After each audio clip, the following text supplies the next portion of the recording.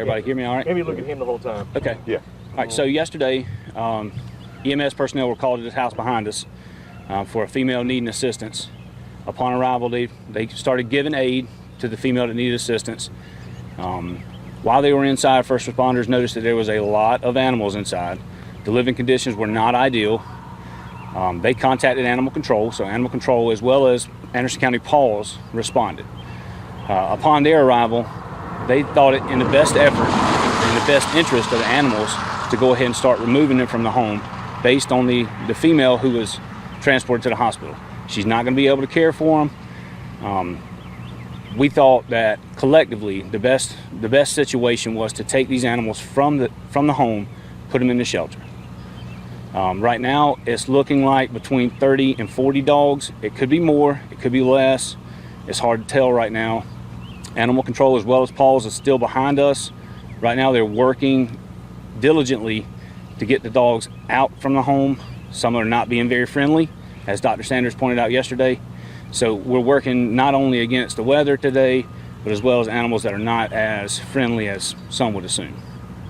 You say less than ideal. What does that kind of entail for us?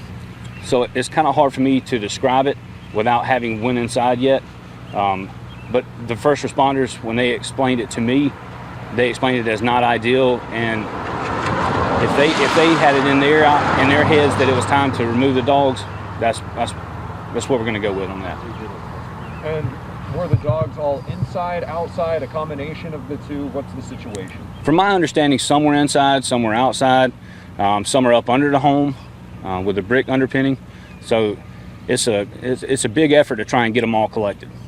Any idea on a timeline of how long it could take to get all of these dogs taken off the property and taken to the animal shelter? We're not 100% sure on how long it'll take.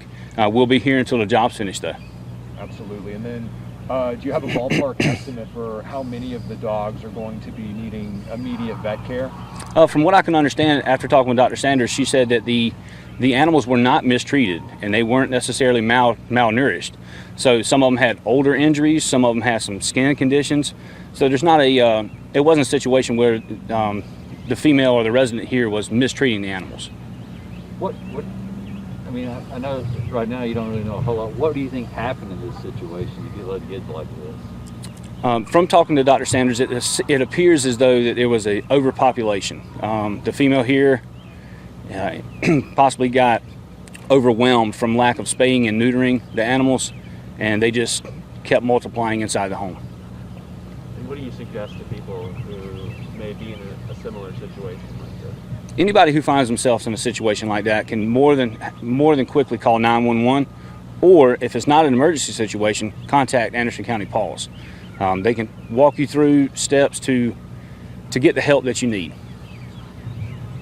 So then yesterday, my understanding is that all of the dogs found on the property are Chihuahuas. Is that still true today? I haven't been told that. Any word you can give us on the status of the woman who lives here? She's still in the hospital. Her condition right now is unknown to me. And do we know right now, I guess most are going to go to Paws or the animal shelter.